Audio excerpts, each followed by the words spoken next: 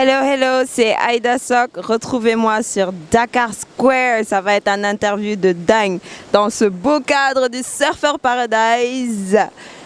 On est là. Retrouvez-moi, ok? C'est Aïda Sok. Dama baga def sama life ak yo. My baby, yow la know. Te di la bégal saa yoo ma soxla we. Yaa moom sama xol. Yes, I.